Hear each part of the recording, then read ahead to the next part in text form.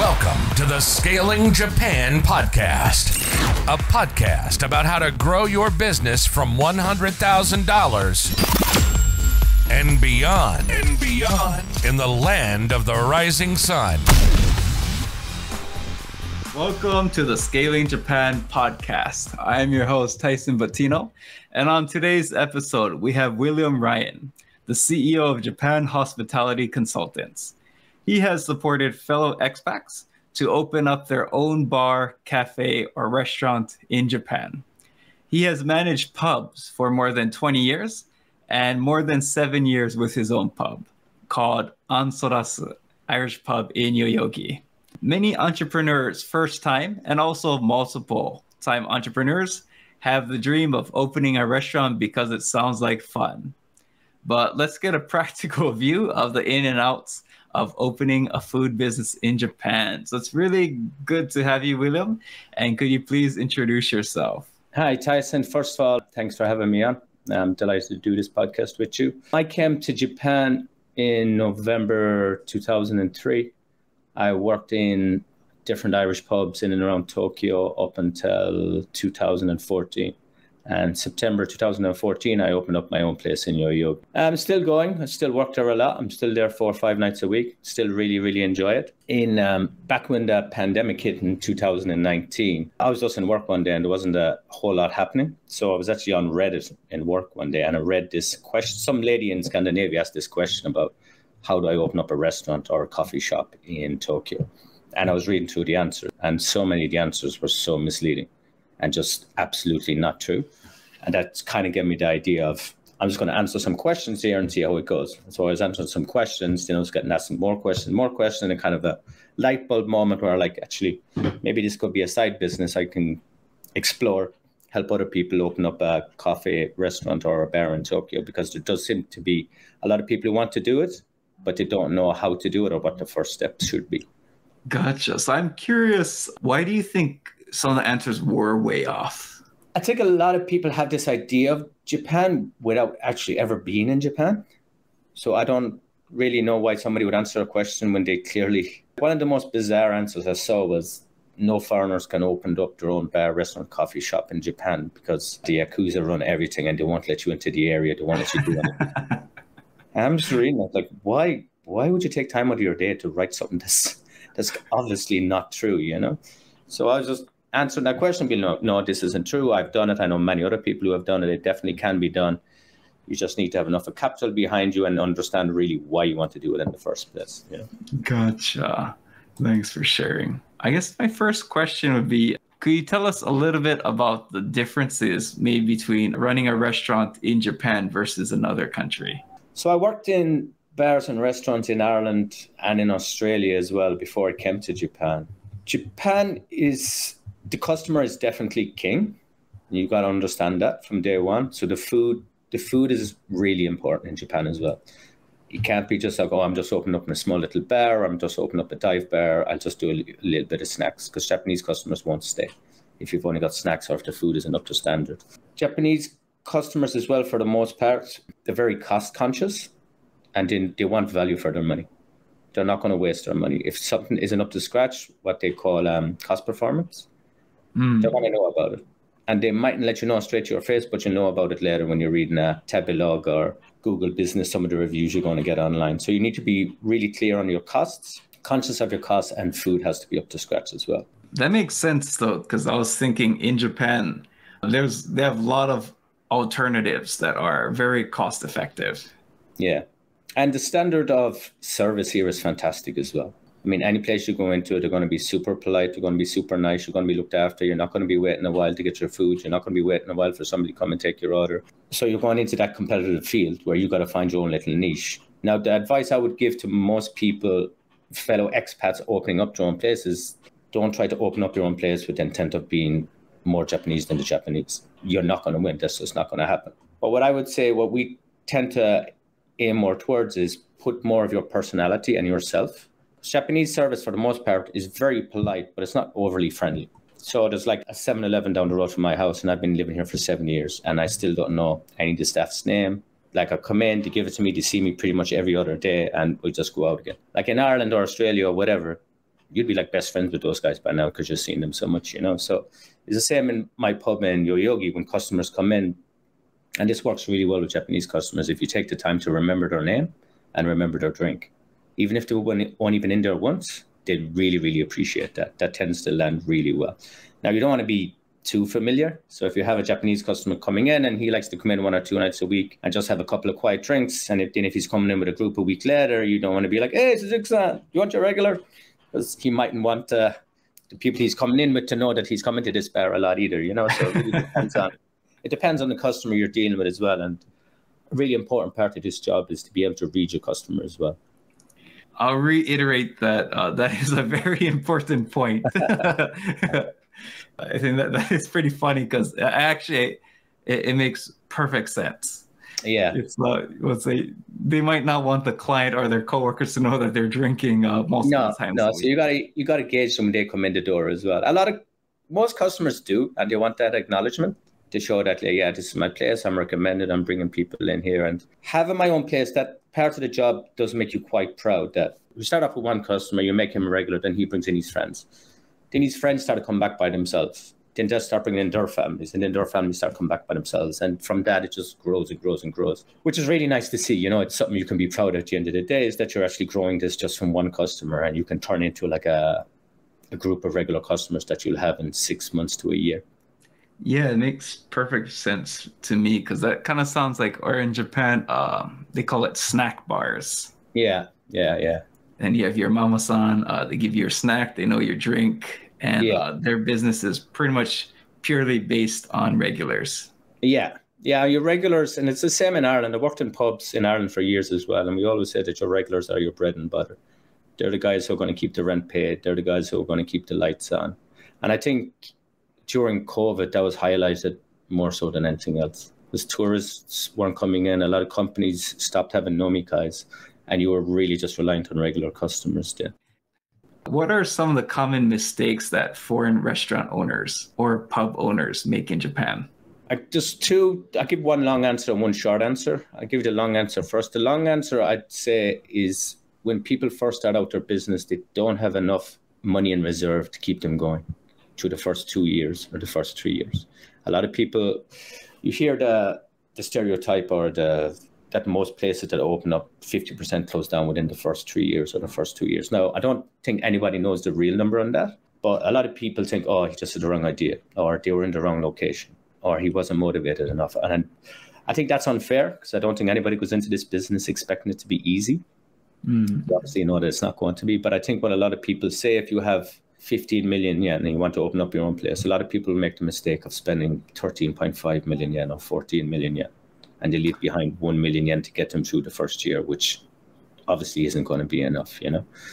So a lot of people, I think, tend to run out of money, and they've got nowhere left to turn then except for just close their doors again, because you're working 60, 70, 80-hour week. You mightn't be even getting a salary yourself out of the place, and you're still losing money. It's just not sustainable. So a lot of people hate numbers. They hate dealing with it, but it's absolutely vital for your business to survive, that you know and understand your numbers fully. Yeah, I can imagine. Just understanding the cost of food, the cost of drinks, you know, like how much you purchased something and how much you sold it for. Yeah, and there's so many small bills that add up, like gas, water, electricity. Electricity bill is highest that it's ever been since we first opened 9 years ago. I don't think that's just for commercial businesses. I think that's domestically as well. Everybody's seeing the cost of that. I think, most people tend to overestimate how much money they're going to make and underestimate how much the bills are going to be every month, you know.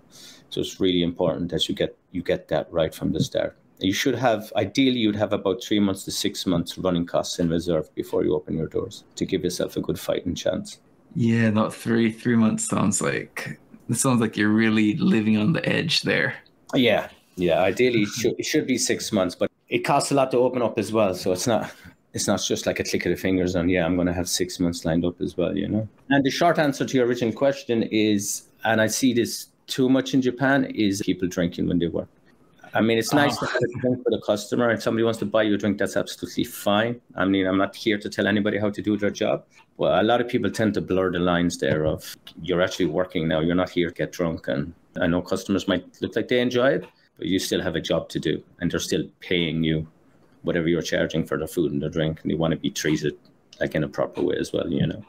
No, it makes perfect sense. I could see the end or yeah, like the owner doesn't seem like they take it serious enough, or maybe they just give away too much free food or drinks Yeah, as I mean, well. because you need to. It's a very easy thing to do, right? The beers are all there right in front of you. Your customers are having some drinks. You just want to have a drink with them. So you do need to be disciplined in that way. And after a while, customers will really start to respect that, and they respond quite well to that as well, from what I've seen. Any other maybe common mistakes that you see? Not keeping the place that you're working in clean enough, especially the bathrooms. They need to be absolutely spotless. So many people are judging how clean your kitchen is by how clean your bathroom is. And a lot of people don't know that, especially female clientele. If your bathroom isn't up to scratch, a lot of people are thinking when they're in the bathroom, they're like, if the bathroom is this dirty, I don't want to imagine what it's like where I can see, like the kitchen, for example, where the food is being prepped like that. Keep that spotless as well. For us to like in at least in the for our English industry, it's a lot of customers are female, and making sure that the bathroom looks nice. Maybe there's some nice, not perfume, but some nice scent. Yeah, and it's just simple stuff. It's just simple standards that you have, right? And ideally, maybe separate the men's and the female toilets if you can. For sure. If you have the space for that, right? That's if you have the space. Most people don't want to be sharing that space, right? I think in our case too, like there's one case where we shared a toilet, like with other businesses on the floor, and I think and we had two locations. One was in a prime business location. Like they cleaned it every day, so it was spotless. We didn't have to clean. That was perfect. We did it in a lower cost area for a different school, and like even I didn't want to go in there. And so but it's all a reflection of your business, right? And how you run your business is even if it's the building owners who are managing the toilets, it's I mean, if you're throwing a house party and you're having some friends over for drinks on a Sunday afternoon or a Saturday night, whatever, you clean your house up before people come over, right? And that's let alone people coming and actually paying you money for your food and for your drinks. You know, it's the least people should be able to expect when they come into your premises. Yeah, it's like I'm never going to their house again. Cool. And so I think a question I've heard is, you need to get a Japanese partner? But what are your thoughts on that? You don't have to have a Japanese partner. If you have enough cash behind you, and if your Japanese is up to scratch, you can do it without a Japanese partner, although it does make it a lot easier if you have a Japanese partner. Originally, I was trying to open up my own place by myself, and I found it extremely difficult, even though my Japanese was pretty good at that time. I'd been studying 4 or 5 hours a day for 4 years in Japanese school. I just found it really hard to get a location and to get anybody to sign the lease off just being a foreigner by themselves. So I have 2 Japanese partners now, and it just made the whole process, getting the bank loan out, getting the lease in the premises, having the guarantor, not having to pay a guarantor company. It just made the process a lot simpler. I was quite lucky in the fact as well that I had 2 partners I'd worked with them previously for 10 years also. And so we went into together knowing each other quite well. If you can do it by yourself, good, but it's nice to be able to share the workload as well. Like I can go back to Ireland for 2 weeks, or I can take a week off and go to Okinawa in October if I need to. And I know my business partners are going to run it the way we've been running it for the last 9 years, you know, so that's nice. If you want to do this by yourself, it's good, but it's very hard to get any time off unless you want to close it down for a week here or there, you know. That makes perfect sense. One of the common challenges I see with my consulting clients is not having any staff internally who can drive marketing strategy and execution to the next level. This really limits the growth trajectory of a company, especially for a leader like you that wants to go from 30 million to 500 million yen a year and does not have the time to spend years learning through trial and error. To solve this problem, I'm launching a marketing agency that can help companies like yours to increase leads and closing rates through SEO, Google Maps, content marketing, and websites that convert. Head over to scalingyourcompany.com and book a free consultation. Let's talk about what your business needs are, where your current strategy is letting you down, and how we can help you see real results with the methods I've successfully implemented at multiple companies myself. Now, back to the episode. What are some things that, let's say, foreigners is listening to this and they want to open up their own shop? What are some ways that you help them that maybe reduces the need for a Japanese partner? I helped him a lot with the location as well. Like just before I met you today, I was meeting with a client and just going looking at locations together. Her Japanese is pretty good, but she's just there for the extra support. So I know a lot of the questions to ask real estate agents that real estate agents don't divulge when they first, like you have 10 locations. You would probably understand this as well. It's especially dealing with hospitality, like asking a real estate agent, is there gas pipes laid down or is there water pipes laid down? Because a lot of them will not tell you until you have the contract signed. And then it costs a lot of money to get gas pipes, especially if you want to have a working kitchen there. So it's stuff like that. It's just small little details like that that people tend to forget about, because in my experience, a lot of real estate agents don't give up this information unless you ask them, you know? No, that's been our experience as well. Like we went with, I think we worked with 3 or 4 agents. Then we just stuck to one, but we worked with them enough where they know what we want, and they know that we'll keep coming back if they look after you, right? Yeah. Like the first time I meet any client, what would always go through is the numbers and make sure that the numbers work for them, and I want to give them a realistic idea of how much money is potentially in the business that they want to do. Because I've been doing it for a long time, and I like the number side of it, and just trying to show them that if you may be working in this job now that you're not really happy, and you may have a pretty good salary there and you want to open up your bar and restaurant, but I like to give them a realistic idea of how much money potentially they're going to make in the first, especially 2 to 3 years.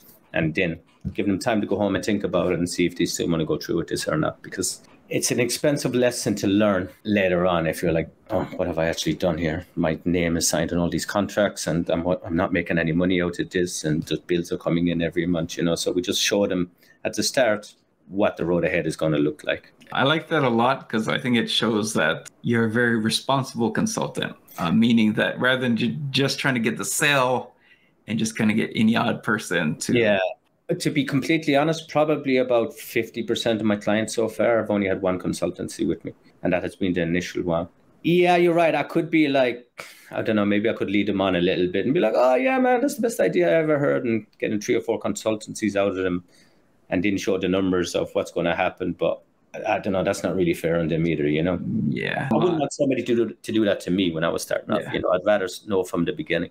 In our case, like now, like with my company, we're starting to offer some marketing services. Yeah. And I've just been seeing like people post on like, yeah, I'm looking for a marketing agency, and people would just like rush to it. And it's like, wait.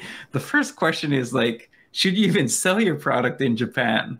And I was like, like, question. Like, you know, and it's the same thing with like what you're mentioning too. It's like, like, should you actually open a restaurant? And that's kind of like where the first for me, like, so I just like all these people jump in. I was like, I hope they don't like use these companies and they're like, Japan sucks. Yeah. Because like Japan is too hard. Like it sucks. It's like, no, like you went to the person who's just trying to sell you the job. Like, but you need to go to someone who can tell you, should you actually come to Japan first? Yeah. Should you actually do this or not? In my business, especially, the litmus test kind of for me is go work in a bar, restaurant, coffee shop, whatever you want to do, even if it's only 1-2 nights a week for 6 months, and then come back and tell me if you still really want to go through with this or not. Some of them do, some of them don't. But that's a lot of people make the mistake of, oh man, I'd love to have my own pub. I'd just come in and I'd chat to the guys and I'd say hello, and like we'd watch the game together and I'd have a couple of beers, and then I'd go home at 11 o'clock. And it's not like that at all. It can be on occasion, but you got to work very, very hard to get to that point. So there's another successful foreigner in the English language space. His name's, I think, Dean Rogers. But he said something like, if you're going to buy a language school, make sure you work there for 3 to 6 months. Yeah. And you just see what it's like, just so you know what you're getting into. So I think your litmus test is pretty spot on. And that's kind of something that we say in the English school industry in Japan as well, among the foreigners. Like, how do you know you want to put this much money into an industry that you don't really know if you're going to enjoy or not, you know? And the reason our place on Solas started off so well is we were all working in pubs for 10, 12 years before that. So we had a lot of customers to begin with. Nice. We knew all the suppliers. So we had all the suppliers, we knew the accountants, and we started with that. So the first 6 months, we like the honeymoon period was fantastic, because we sent postcards out to all our old regular customers and be like, hey, I haven't seen you in years. I opened up in this place, blah, blah, blah. And we really hit the ground running. So it's not just the experience you're getting to see if you actually want to work in this industry you're making a lot of contacts, you're meeting a lot of suppliers, you're building your own customer base, and you're getting paid to do it as well. You mightn't get paid a whole lot of money. Might be an hourly rate of just like 1,100 yen, 1,200 yen an hour or not, but you got to factor in the experience and the context that you're making out of this as well. Yeah, because one thing I've noticed as well about Japan as well, like, because if we're in our home country, there's probably somebody in Ireland selling like a pub in a box. You can buy the kit. This is like all the information you need to know about running a pub in Ireland. But for Japan, I might try that. Sell a pub in a box in Ireland to Japanese customers. And like you could buy a course for pretty much anything in the US or the English speaking world, but for Japan and plus of course it's difficult to get suppliers in the US, but even more so in Japan, and just making all those connections that you've built over the years. Yeah. I mean, it's a lot of people who just started out, especially if it's a small business, suppliers want them to pay for every delivery that's come in the door as soon as it arrives. Ideally, that's on like you pay them at the end of every month. They send you the invoice to say Q-show, and then you fully come the next month, or you transfer the money the next month. But if you're just starting off, and when you're just starting off with suppliers as well in Japan in general, they tend to charge you the highest price they have. And then after every year, I'll give you some trade secrets here. You can renegotiate your price. I've been with you for 1 year, even if it's just 100 yen. Off a keg or offer a bottle of vodka or a bottle of whiskey, whatever. It's like, is there anything you can do for us? Blah, blah, blah, blah. And we tend to do that every year when it's coming up to anniversary, you can renegotiate your contract. So knowing the supplier before you even start your own business is a massive plus to have, I think what I'm trying to communicate here to the audience here is to get knowledge, you're either going to pay for it through time or money. Yeah.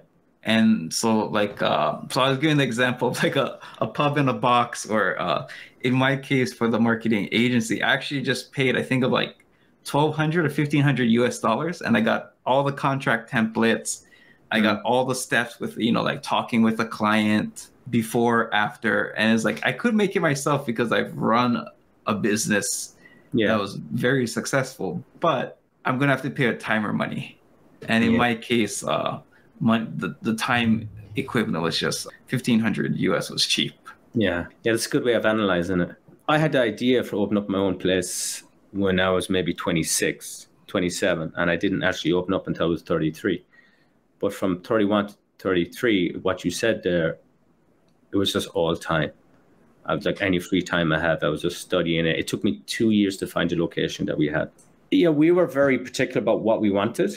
And that was going on to a lot of different websites, and we looked at a lot of places that never worked out. So hopefully when clients consult with us, we do save them a lot of time. For the money that we receive, we save them a lot of time, especially if this is a dream that they've had for a few years, to find out if it's actually feasible or not. You pretty much have the answer at the end of the first 2 hours consulting. In my consultancy as well, I tend to notice that people are very conservative with money, but they're not conservative with their time.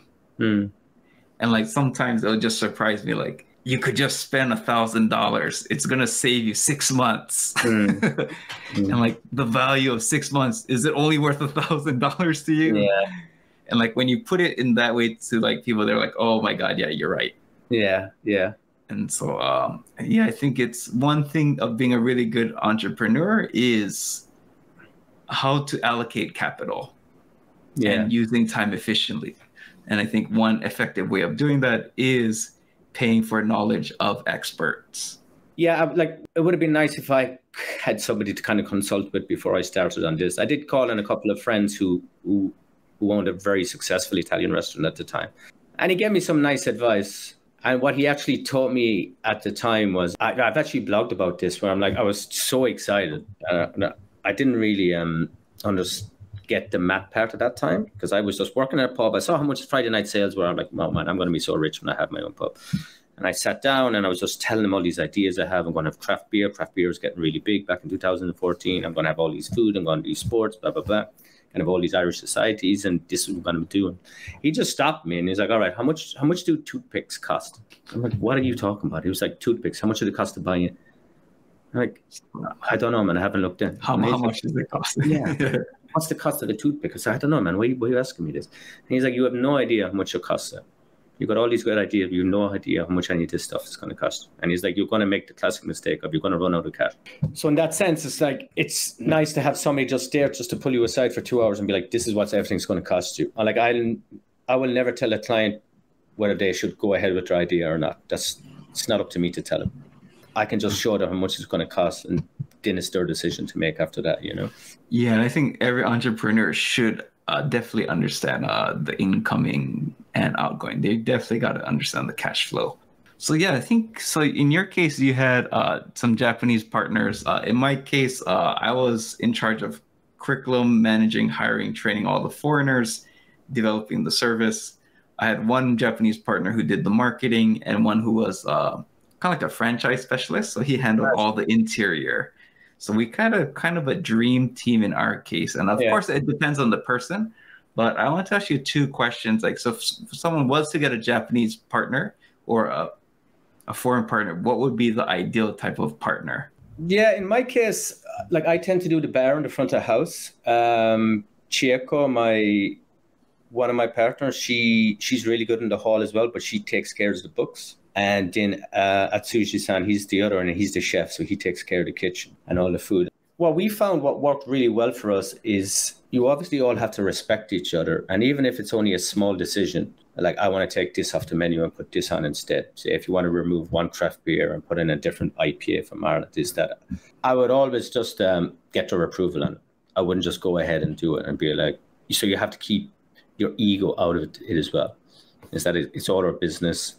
I'm going to consult with these guys before I do anything else. And I think you have to be able to have that open relationship with, it doesn't matter if they're foreign or Japanese, that you're on the one page about everything and you fully understand the roles that each of you are going to play in this. If you're both just in it for the money, then that sounds like a recipe for disaster, especially in hospitality, because the margins can be very, very fine, especially for the first couple of years. But if you have an idea that you're both passionate for, and even if you are arguing, like we argued quite a bit in the first 6 months, but it was always for the betterment of the business. It wasn't because, oh, no, I want to do this because I really like craft beer, or I really like this IPA, I really want to do this for me.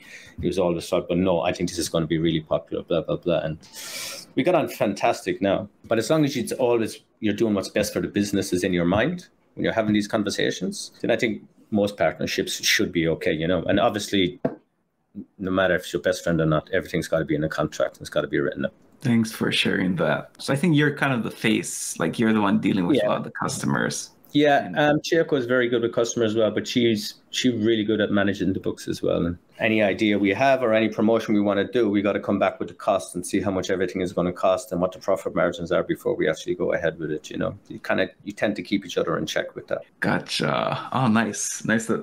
Was it tough to kind of get maybe the chef to understand more of the finances? Yeah, he's a very, very good chef. But he just wants to be kind of left alone and wants to do his own thing. So he's the ultimate silent partner. It's tough because he really doesn't want to spend his time doing that. But there's no point in serving food if it's not going to be making you any money, you know, even if it's just 100 yen a plate that you're making or 200 yen a plate. No, I think these are all some good points in finding a good partner. Yeah, sorry, I tend to bang on about or talk a lot about the financial sides of stuff, you know, but it's just you've just got a much better chance of success if you fully understand where every yen is going, you know. I agree 100%. And sometimes you just see things that were like, oh my God, like how could I didn't know I had this big gash on my leg for like 2 years. And so, yeah, especially because you would have been through it as well, Tyson, especially if you're starting off and you don't really speak Japanese that well and you haven't worked in hospitality, then every salesman who's coming through your door is going to convince you, especially the marketers, that you absolutely have to have this for your business. You have to. Everybody's doing this. And it's scary to see what some people actually fall for and they really believe they have to do. Like some people paying 40,000 yen for somebody to manage their Instagram per month. It's way too much money, especially at the start. Manage it yourself. Or just pay for templates or something. Yeah. Yeah, I agree. I think you mentioned you do need a good chunk of capital, but so I have two questions. How much does rent typically cost in Tokyo? And how much capital would you need to start a restaurant? That's the $1 million question. The location, it really does depend on the area. any area that you're looking at. If it's going to be on the ground floor, the first floor, it's going to be a lot higher than the second floor, third floor, fourth floor. What I would advise clients to do is do up your business plan and have a budget set for your rent and have your conditions set for your rent. If it has to be on the first floor and you're allocating 500,000 yen a month, just keep searching until you find that. Don't get persuaded because you saw something nice and shiny in Harajuku, but it costs 800,000 yen a month. Like, you got to stick to your plan and make sure that the numbers work for you. So rent can be anything from 400,000 yen a month to 1.5 million yen a month. Nakameguro, places like that, you're easily looking at 900,000, a million yen a month. You're starting at the bottom of a hill every month trying to make the rent, you know. So the general rule of thumb is whatever your rent is will be 10% of your total cost per month. Now, that's obviously not always the case. And a lot of people say, no, my numbers are way different to that, blah, blah, blah. I fully understand that. It's just a rough math to do. So if your rent is 500,000 yen a month, you're doing up your business plan, you got to be thinking, I need to make then 5 million yen a month before I break even. So I actually give the same total to my client for physical business. Nice. I really didn't know that. I won't go into details about my company, but I'll just say that I have the same number in my head as well. Yeah. And if it's under that, fantastic. Then you got some money left over at the end of the month, right? But that's when we're looking at locations, that's what we tend to work off. I mean, how much is this actually going to be? Like I said, we had a set number in our head. It had to be on the Yamanote line. It had to be on the ground floor. It had to be within a 10-minute walk from the train station. And it took us 2 years to find where we are. Thank you for listening to this episode of Scaling Japan. In addition to serving as your fine host, I also provide advisory and coaching services to business owners who want to 2x, 5x, and even 10x their business. So stop holding your company and your team and your employees back, and let me help you and your company scale. Find more information at scalingyourcompany.com. Now back to the episode. If we're planning to open a food and beverage business, what are some laws we need to be aware of? There's 3 licenses that you need.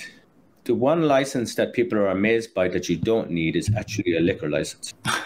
If customers are coming in and drinking on your premises and they're not taking it home, you actually don't need a liquor license. You need what's called an Eigyo Kyokesho. You need a business license. That only costs about 12 to 15,000 yen a month. No, sorry, it's 12 to 15,000 yen, and then that's it, then you're set. Oh, wow. The one that's trickier to get is hygiene, food, health, and safety. That's a 2-day course with a quiz at the end of it. And the license then will belong to whoever took the course. So if Tyson takes the course and he works in his restaurant, then the restaurant is fine. But if Tyson hires somebody to work in his restaurant and they have this license, but if that person quits, then you need to go and get the license yourself. The license belongs to the person, not to the premises. Oh, gotcha. That is a super important point. Yeah.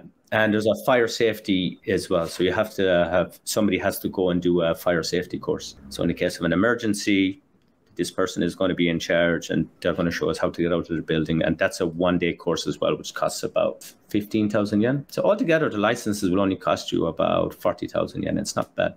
Gotcha. So yeah, I guess even if you have a partner, it's probably worth it just taking it. For sure, yeah. Cool. No, thanks for sharing that. Also about location, so I think you told us a little bit of a pretty good marker choosing a location on the first floor, but are there any other potential issues in choosing a location? Yeah, you got to be aware of the residents around. You got to have a look up, see who's living close by. If you want to open up a bar especially, we found this out the hard way as well, and there's somebody living close by, and everybody, Japanese, foreigner, whoever, if they're coming out of your place at 1 o'clock in the morning and they're drunk, there's no point. It's like telling a toddler not to scream. There's no point in telling them to be quiet because it's not going to happen. You just got to be aware of the area that you're in, if it's actually going to be suitable for a bar as well. Another thing that I tend to look out for as well is if you want to open up a bar or a coffee shop in a certain area, ideally it's in an area where what I call people have their wallets open already. So it's not going to be on some corner where people are coming home from work and they live around the corner. They live in the building next door. People are just heading home. They don't want to stop in. They don't want to go for a coffee. It's got to go to this area, even if it's away a few streets, where you have like maybe a small Shoten guy, or maybe there's a park close by where people will stop in on the way back. You got to have it in their mind already that, oh, I might stop for a beer on the way home, or I might stop in for a coffee and have a chat. Gotcha. No, thanks for sharing that. And yeah, I think some people be curious about this, but what are your thoughts on like campaigns or like point cards? Point cards, Japanese customers love point cards. Yeah, we do them for lunch as well. That you have lunch 10 times and you get 400 yen off your lunch the next time you come in. Personally, when I'm not working, I don't have a point card for any place. But Japanese customers do love their point cards. In terms of campaigns, I'm all for campaigns, especially if it's like a new cocktail that you're doing for the summertime, or if it's new food that you're doing that's going to be in season as well. If you have the same menu for like a certain number of years, and if you're bored with that menu, I can guarantee you your customers are really bored with that menu. So always doing new campaigns, especially new food, new cocktails, it'll keep customers excited and keep customers coming back as well. Like last Friday night, 2 Friday nights ago, we had a end of summer Hawaiian party night. And we got packed, but just with regulars. Many just regulars who have just coming on and off for the last few years, but they just all tend to come back in on that night because they know they're going to see their friends there that they mightn't have seen themselves in a while. So it's almost like a community hub that you're building. Yeah, no, that's kind of interesting. It's going there. Yeah, once they get that familiar place, they can just talk to people they already know. And yeah, we have the general rule of thumb that if somebody comes to your place 3 times, then they're going to be a regular customer for life. Yeah, that makes sense. So when we started, our goal was to make 1 new regular customer every day. Now, I think having a metric like that, I think that's excellent. Yeah, that's really, really smart. And you just keep grinding that every day, and you will see the fruits of that labor quicker than anything else you do. Like we were talking about marketing earlier. The best marketing by far is word of mouth, by far. It's kind of interesting because like I did mention that we do marketing agency work. I actually think restaurants shouldn't really make a website. I think they should have a blog rather than paying someone like 300,000 yen to make their website. Yeah, no, we don't have a website. We just have our social medias.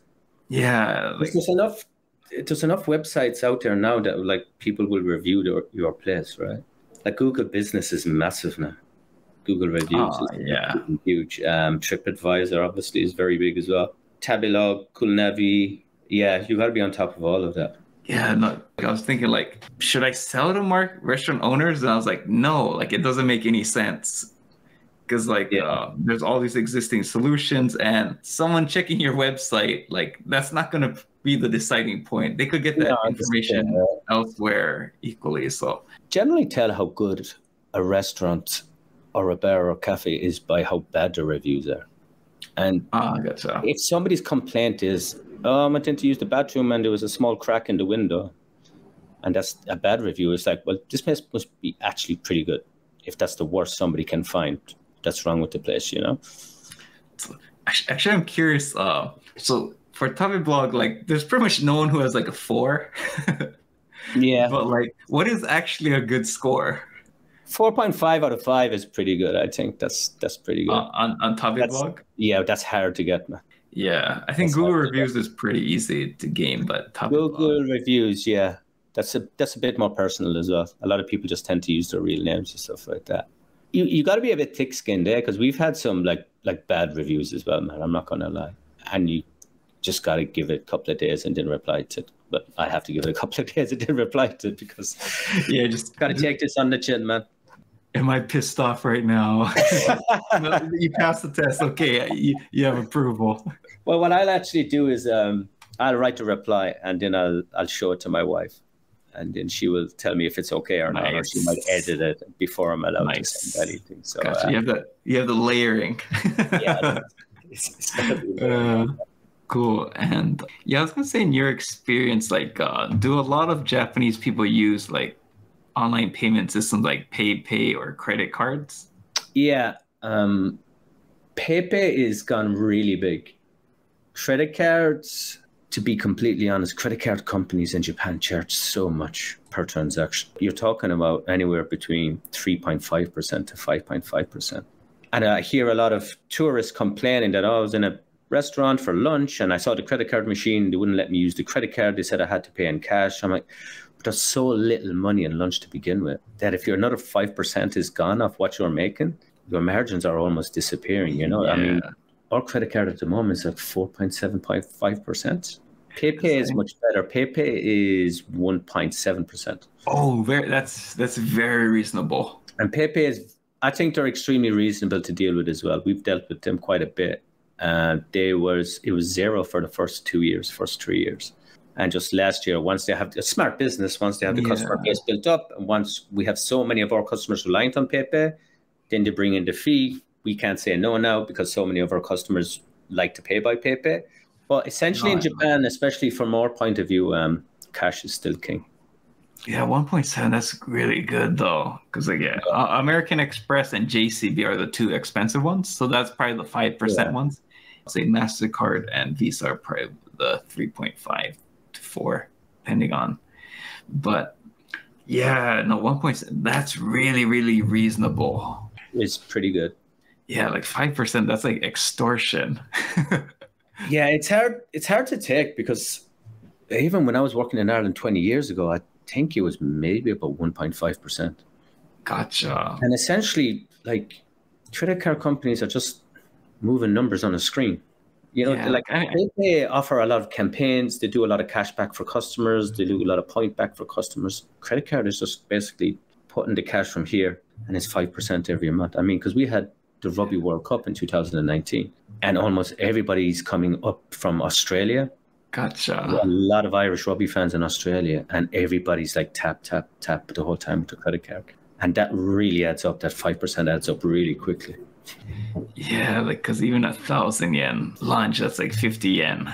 It's 50 yen gone out of every plate, right? When you're charging like 700 yen, 800 yen. And it's going that way. I mean, almost every tourist now they're really surprised when you ask them for cash, you know? Any other, maybe some thoughts on like customer service to Japanese staff for, I guess, like in-person businesses? Oh, for Japanese staff to customers? Foreigners to Japanese customers, or Japanese staff to Japanese customers? For Japanese staff to Japanese customer, and I see this a lot with my own Albaitsu, they find it really hard to put themselves out there. Like a customer will come in and they'll really want to talk to like a certain member of staff, and they're like, what do I talk to them about? I just tell them about your weekend. And they're like, no, my weekends are so boring. I'm like, well, just tell them about a movie you watched or something, just like anything. He was like, he'll be more than happy just to chat to you, you know? So it's getting that barrier down a little bit. But a lot of Japanese staff find quite hard. So I would just say, just like be yourself, be more natural, and just like, you don't have to be super Genki all the time. Just tell them, no, man, I'm actually a little bit hungover. I went out and I had too many to drink after work last night. I mean, customers like respond quite well to that. Like I have my kids in the bar a lot. My wife comes into the bar a lot. So almost all my regular customers know the name of my kids and stuff like that now as well. So kind of make it like a community, like I said earlier, like a family. That could make sense, because I could see like if you're working all day, you're just trying to calculate what people are thinking the whole day, and you're just tired. Yeah. I know that like for other foreign owners with Japanese customers, it's really essential that you read your customer, because I've got so many customers who come in now who actually don't want to talk, especially for the first drink. I've had a tough day. They're coming from the office. Maybe they work too much. They go in, they're straight on the Wi-Fi, they're having their drink, and you can just tell straight away, all right, they just want to be left alone. Just let them have a drink or two, let them warm up, and then you can start the conversation with them. So you don't feel obliged that you have to chat the ear off every customer who sits at your bar, you know? I mean, a lot of people just want to be left alone. They just want to enjoy their beer as well, you know? Find that right balance between which customers really do want to chat, which customer really wants to have like an English lesson while they're having a drink, and which customer just wants to be left alone and just let them like digest the day that they just had a little bit, you know? Yeah, no, this has been a fun chat for me as well. Hearing about a kind of like similar like what's the in-person business, what I used to do. Yeah. And a lot of commonalities there. But where can the audience find you? And do you have any requests for the audience? You can find me at my website, which is www.japanhospitalityconsultants.com, or they can come to my bar in Yoyogi. I'm there most nights of the week. Cool. Any requests from the customers? No matter how hard your job might seem right now, just stick with it for a while. Go work in a hospitality business yourself before you open up your own place. It'll save you a hell of a lot of money. Excellent advice. And we'll put a link to the bar, and also we'll put a link to your consulting. And also maybe when we have we've already had a Scaling Japan podcast like guest party. Maybe we'll throw the next one. Oh, yeah. Excellent. Yeah. I'd love that. Cool. So I'll reach out to you about that for the next one. I think maybe end of this year. Oh, cool. Yeah, definitely. Keep me in the loop. Sounds good, William. And thanks for coming on. All right. Cheers, Tyson. Thanks a lot.